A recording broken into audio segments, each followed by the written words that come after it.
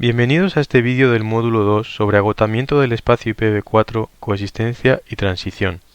Mi nombre es Álvaro Vives y a continuación os voy a hablar de la estrategia de doble pila. Se verán las siguientes ideas: IPv6 nativo, doble pila y solo IPv6. Ya se vio que la opción recomendada a la hora de llevar a cabo la transición a IPv6 es IPv6 nativo, sin encapsular ni traducir los paquetes. Los paquetes IPv6 nativos circularán por la red desde el origen hasta el destino utilizando la cabecera IPv6 para el routing y el resto de servicios de la capa IP. La principal ventaja de esta estrategia es que el esquema, configuración, direccionamiento, monitorización queda establecido para IPv6 de manera definitiva. No queda pendiente de posteriores cambios o mejoras para que el tráfico IPv6 funcione de manera nativa. Se puede decir que se lleva a cabo una implementación en un solo paso, al contrario que con el uso de mecanismos de transición basados en túneles o traducción, que serán temporales y necesitarán de un paso añadido en el que se eliminen esos mecanismos. Por otro lado, requiere que todos los elementos involucrados en el tráfico de paquetes soporten IPv6, lo que no siempre ocurre. Se tienen dos opciones a la hora de implementar IPv6 nativo: doble pila o dual stack, donde se utilizan a la vez IPv4 e IPv6, o solo IPv6 de forma que solamente se use IPv6 en la red. La opción de doble pila consiste en habilitar IPv4 e IPv6 a la vez en los dispositivos de red, de forma que por la misma pila de red, interfaz y el mismo cable circulen a la vez los paquetes IPv4 e IPv6 nativo. La ventaja de esta aproximación es que IPv4 seguirá funcionando igual que antes, sin verse afectado, y se podrá llevar a cabo una introducción gradual de IPv6 allí donde se pueda. El comportamiento habitual es el de dar preferencia a IPv6 sobre IPv4 cuando ambos están disponibles.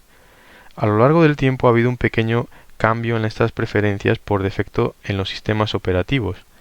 Inicialmente se daba preferencia a todo el IPv6, ya fuera nativo o mediante mecanismos de transición, sobre IPv4.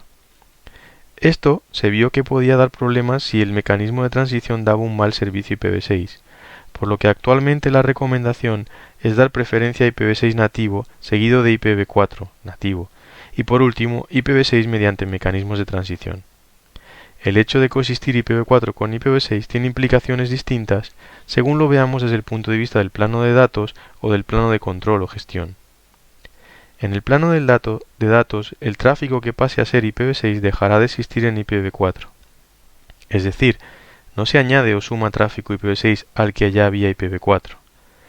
Por ejemplo, si se ve un vídeo de YouTube en IPv6, se deja de hacerlo sobre IPv4.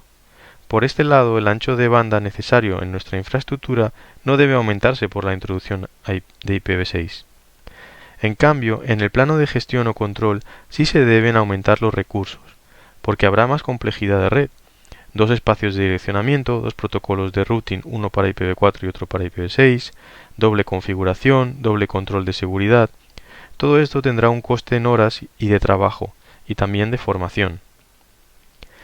Como se ve en la figura, un servicio, por ejemplo service.example.com, disponible en un servidor de doble pila, puede ser accedido desde cualquier tipo de host, ya sea solo IPv4, solo IPv6 o doble pila utilizando cualquiera de las versiones del protocolo.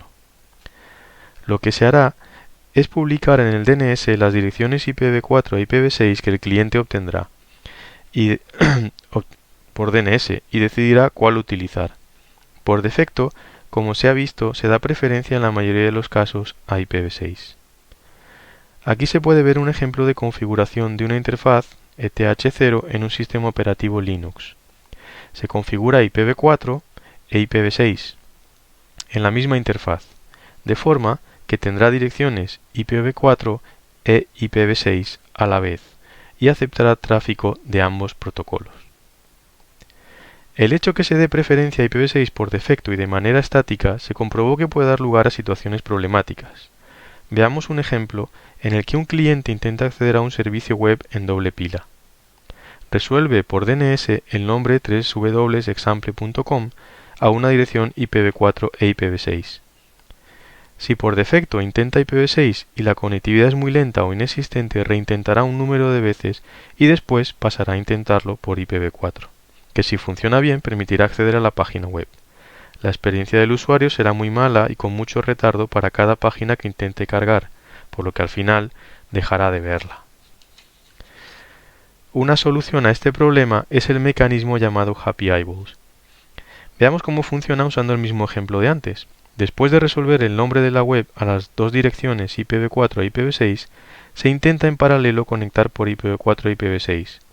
Se espera un poco y si IPv6 no conecta, pero IPv4 sí, entonces se decide utilizar IPv4 para acceder a esta web. El usuario prácticamente no nota diferencia y realmente lo que le importa es ver la página web y no el protocolo utilizado para ello. Esta información sobre ese dominio se guarda durante un tiempo para evitar tener que hacer el descubrimiento de nuevo si se accede a la misma web. Así también se evita enviar tráfico innecesario por la red. Esta solución, la de ser flexible en la prioridad dada al protocolo de red a utilizar, la implementa por defecto el navegador Google Chrome y se puede activar en Firefox. Otra aproximación es la de ofrecer este servicio en el propio sistema operativo, como se hace en macOS o en Windows 8. Por último, mencionar la opción de implementar IPv6 nativo solamente, sin IPv4.